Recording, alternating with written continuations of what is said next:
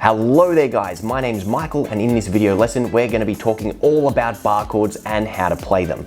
Now if you're a beginner guitar player and you're really struggling to play them, or it feels like your hand's about to drop off every single time, then you need to watch this video to the end because I'm going to give you my special bar chord buster routine that will be having you play nice clean bar chords in no time at all. Now I'm going to try and make this as short and concise as possible, so I'm going to give you a routine which you can apply to the major bar chord shape on string 6 and then go off in your own time and apply it to every other bar chord shape. Now the last little disclaimer before we begin, if you have been learning guitar for less than 6 months, then I strongly recommend you come back to bar chords later. Playing bar chords uses different tendons and muscles in your hands that you don't use for anything else in real life. Unless you are part of the Muppets crew or a professional puppeteer, you are not going to be using some of these muscles and tendons. And that's why bar chords hurt so much, because we've never used them in our day-to-day life or any activity we've ever done up until now. So if you are a beginner, go check out some of my other videos on easy guitar chords to play. Bar chords are not for you. Now, assuming that you're watching this because your hand absolutely kills and feels like it's going to drop off when you play bar chords,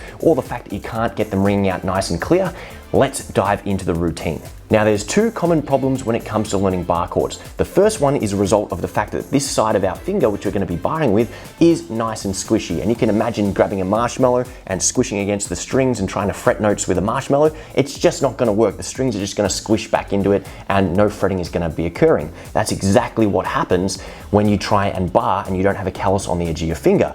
As a result, you have to squeeze extra hard to make it work, and that results in your hand cramping up and feeling like it's going to fall off. And that's the second problem, the fact that we don't have any endurance or any grip strength in our fingers. So this two-part exercise is going to hopefully help you address that problem and relieve a lot of the extra tension and a lot of the pain. Now the first part of this routine is simply developing a callus along the edge of our first finger, which we're going to be barring with. To do this, all we need to do is go to fret 1 and we're just going to bar it across all 6 strings and we're going to squeeze. Squeeze for 3 seconds, 1, 2, 3, and then relax and move to another fret and slightly pivot your hand so you get a different edge of your finger. Squeeze for 3 seconds, 1, 2, 3, move to another fret, rotate a few more degrees, 1, 2, 3, and as you go to another fret, rotate back the other way. And basically the whole third of your finger, that edge there, we want to harden up. Now if you do this exercise for a minute or two, or while you're watching TV, it doesn't take a lot of brain power, but you just sit there and squeeze, and that's going to harden up the edge of your finger.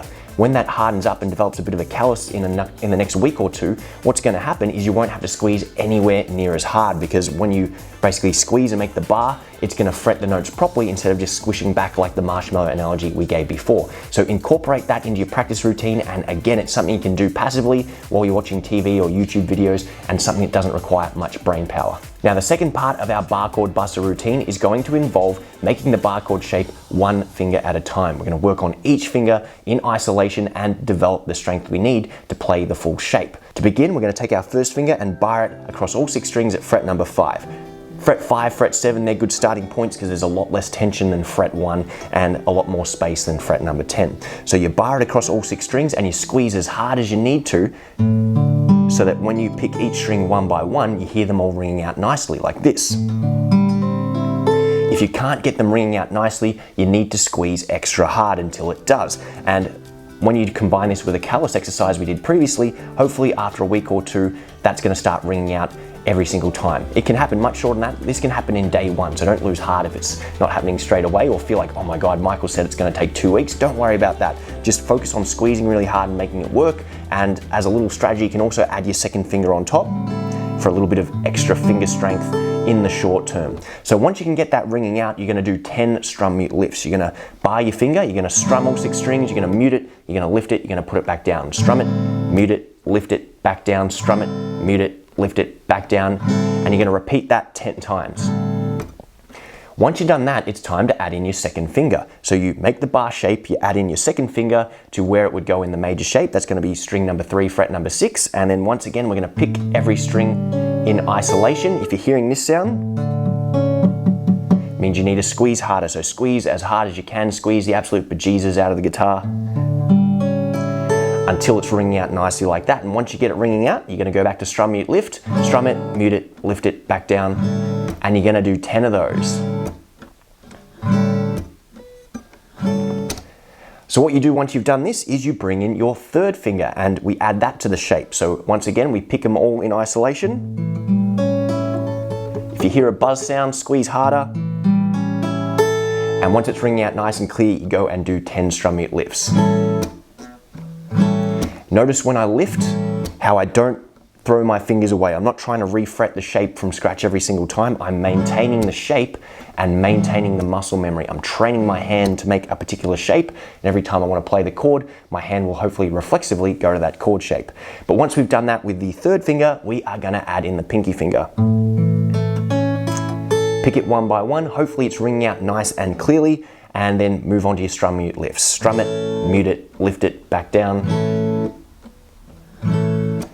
and do that up to 10 times. Now guys, you don't have to do this 25, 50, 100 times. Just do it 10 times on day number 1, 10 times on day number 2, and keep on working on it consistently, and you can increase the number of reps by all means. But if you're going, and your hand's really feeling like it's gonna drop off and you're in absolute pain, stop doing it. You don't have to force these kind of things. Just do short, sharp bursts of practice, 10 repetitions on each one, and then you're done. And consistently over a couple of days, you will build up the muscles. Just like you can overdo it at the gym, you can definitely overdo it with bar chords, and you do not want to do any damage to these tendons here or overuse those. I've done it myself. It's not fun. I eventually had to have surgery because of tendonitis, tenosynovitis, and cubital tunnel syndrome. So do not over practice this. It can have catastrophic results. But getting back on track, we have learned how to do the Bar Chord Buster routine on string number 6 with the major bar chord.